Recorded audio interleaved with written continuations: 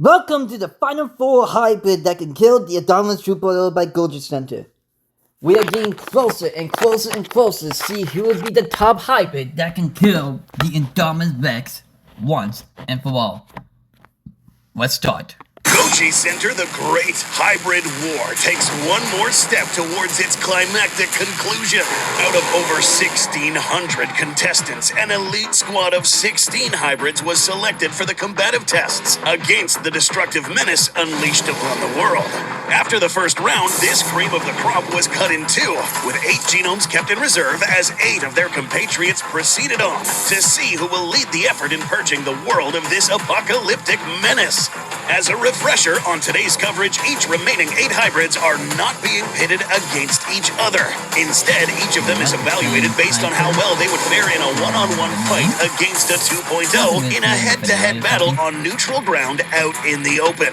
No ambushes, no advantages, no setup. How they score will be based on how quickly they can end the fight, what condition they will be at the end of that battle, their smarts, and how many fights they can pull off a win. The second round of testing these champions starts now. Here we go. Matchup number 1, Predator Rex versus Pharaoh Pelta. Either of these two could weather the storm in a closed quarters brawl with the 2.0, be it an extended fight out in the open like an hour combat scenario, or a proverbial knife fight in the jungle of either getting ambushed or doing the ambush. Pharaoh Pelta can leverage a slightly greater reach thanks to its long tail when talking about singular weapons. Predator Rex, aka Vega, would certainly be able to land more hits consistently thanks to its great arm span and long upper body. Being capable of rearing up and standing as a biped, Predator Rex would also be able to turn around a lot quicker and reposition if its odious opponent tried to pull a flanking maneuver and attack it from the sides or back. Pharaoh Pelta lacks a lot of this maneuverability, meaning it would inevitably get outflanked in fights where it couldn't end the battle quickly with a precise goring attack or tail swing to the face. However, when it comes to an angle of attack, there is one important distinction between these two designs. With the Indominus 2.0 being as agile as it is, there's a good chance it's going to be able to get around and attack one of its opponents from the back. Vega's main weak spot is enemies targeting it at the tail and spine. Now, this is only a weak spot in that these areas don't have assets the Predator King can call upon to fight back. If the Indominus got it by the tail or climbed on top of it, Vega would have to shake off its opponent or try to reach and grab them to get them off. Something that would be difficult given its best weapons in its arms and teeth are all forward-facing. Pharaoh Pelta, meanwhile, has an extremely armored back and flanks. To do any meaningful damage, the 2.0 would have to go for the limbs or underbelly, both of which are low to the ground, hard to reach easily, and getting in reach to do some strikes means the 2.0 is in the awkward position of having to aim low, which can compromise its speed. And losing speed near the Pharaoh Pelta means leaving yourself open for nasty retaliation. Pharaoh Pelta may not be able to land devastating blows as easily against the nimble opponent it is pitted against, but being low to the ground and having usable weapons on both ends means any major angle it's attacked from does have some kind of answer. And a horn jab to the thigh, bite to the leg, or tail swing to the knees or ankles of the Indominus 2.0 is going to compromise its speed greatly. And when that speed and agility keeping the 2.0 in the fight is gone, it would be curtains. Predator Rex absolutely can throw down with the best of them, and would greatly benefit from working alongside Pharaoh Pelta in a sword and shield combination. But for now, its ally proceeds on as the bulwark against the horde, with the shield leading so the sword can strike best. Matchup number 2, Armored Titan versus Ceratops Barbaricus.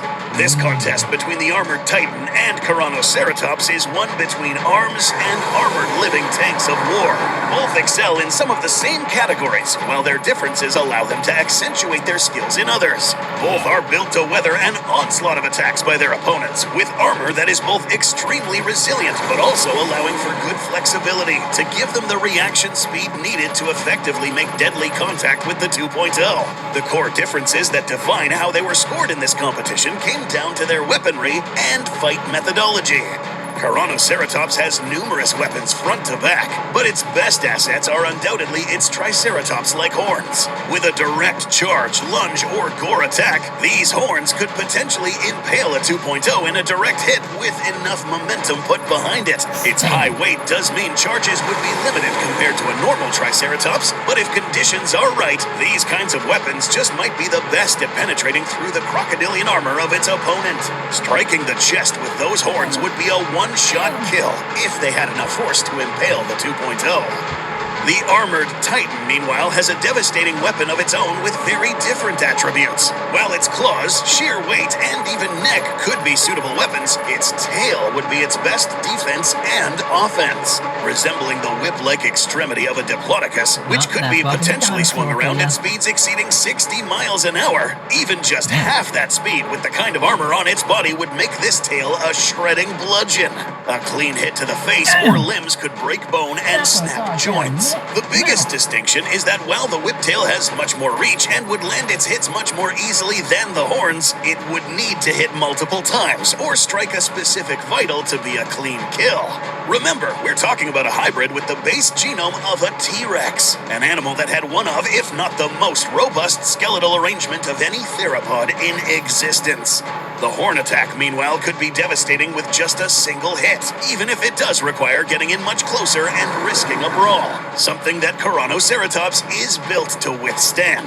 The armored Titan can serve as a fantastic guardian, using its height and reach to cover teammates and even keep multiple 2.0 at bay. However, for its quick kill capacity against an individual opponent in both this competition and for those 2.0 that might get past its armored comrade, Tyrannoceratops proceeds on in the competition with its titanic compatriot kept on call.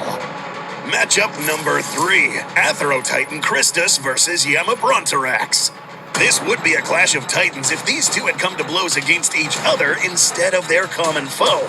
Instead, this competition involving one hybrid composed of one of the most powerful sauropods that ever lived and another built upon the strongest known hadrosaur of all time comes down to the smaller details. Yamabrontorax does have plenty of assets to call upon that make it a fantastic brawler. More than strong enough to endure hit after hit and give back twofold. It can thrash, stomp, swat, bite, or crush with all of the weapons across its body. Its companion, the Atherotitan, stomps into the arena with very similar armor and spines, leveraged by sheer brute force to a mind-boggling degree. Either of these two are large enough to handily overpower a 2.0 in a direct confrontation if the carnivorous hybrid attempts to take them on head-on. Atherotitan would be much easier to outflank than its comrade, however, it is also substantially harder to critically wound. Gilgamesh has suitably legendary defense, with the only vulnerable points in the underside of the throat where the armor isn't as thick as it would be elsewhere. Attacking this, though, requires getting into the potential death zone that is its forearms and jaws. Gilgamesh would be able to win the fight much quicker thanks to its higher reactivity and agility, helping it land more hits more consistently and earlier on into the fight. Atherotitan, meanwhile, trades a lot of that finesse for sheer force that could potentially end the fight in one hit. This one was extremely close, and Atherotitan is unique in that it is one of the only contestants that could conceivably fight multiple 2.0s at the same time and have a good shot at winning. What tilts the odds, however, is stamina. Gilgamesh arguably would get the win quicker in times where its titanic counterpart couldn't get that opening hit. When the fight drags on, however, things are going to literally heat up for the contestants, given how much force and energy they would be exerting. And because Atherotitan is so gigantic and so heavily armored, dissipating all that heat is going to be taxed. Even with sauropods having been specifically evolved for that function to help dissipate the heat, biology has its limits. There is a good reason why sauropods never evolved to have this much armor. One of them is that, well, they didn't need this much. Sheer size was enough to weather the storm, and in turn, the exposed, in this case unarmored body parts, allowed heat to escape much easier than if it were encapsulated in thick hide and armor. If the fight turns into a slugfest, Gilgamesh having a smaller body size but also still plenty of surface area to vent off the building temperatures means it can stay in the fight longer by avoiding heat stress, whereas the heavily armored longneck would have a harder time dissipating heat than its more natural, less armored counterparts. All of that bony armor is going to insulate it and start increasing the temperature the longer the fight goes. Both of these are well armored, and initially it's easy to think that Athro-Titan might finish the fight in better health.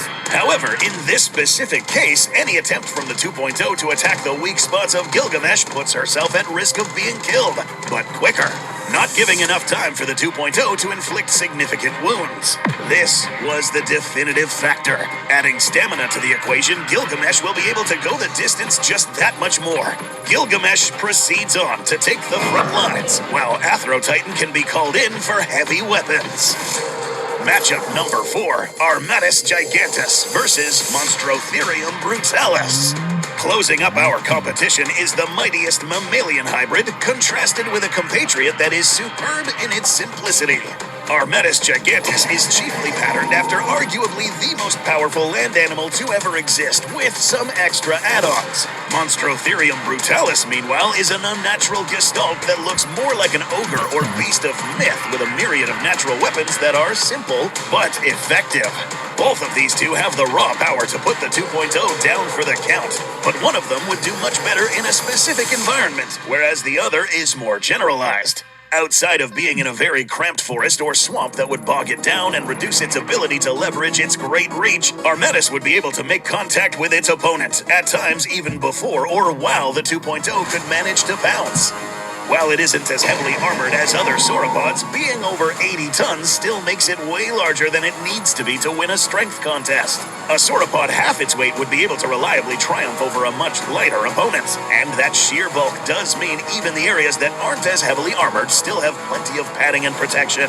What armor it does have will keep it in the game, even if the 2.0 manages to climb on top of it to try and attack the exposed back, making it easier to shake off the Indom and protect its neck. And once the fight is on the ground, it only takes one solid swing with over a dozen meters of reach and multiple tons of mass behind it to be a game over for a 2.0 caught in that position. Bam! Monstrotherium, meanwhile, is a brawler with the best of them. But unlike its opponent, it lacks the ability to cleanly and reliably kill in one single blow if the fight came down to that. Health-wise, Monstro is clad in armor to protect it from several blows. However, being evaluated against a sauropod who could throw its weight around a lot easier means that a more heavily armored herbivore like Armatus would stack more wins in less time. The angry green Goliath that is Brutalis would be a much-needed asset in clearing out 2.0 incursions in the very biomes Armatus would struggle in.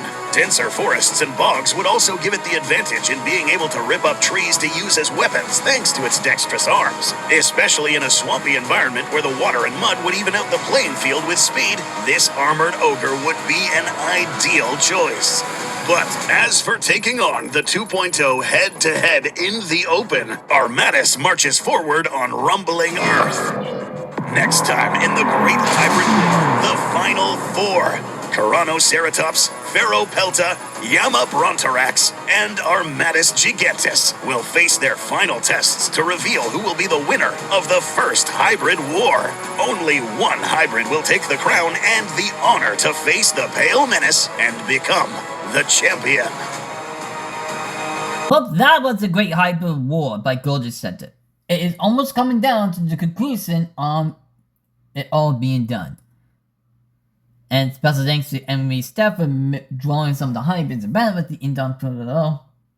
I'll have her on her social media pages of Twitter, Instagram, don't have Instagram, YouTube, and her DeviantArt in the description down below.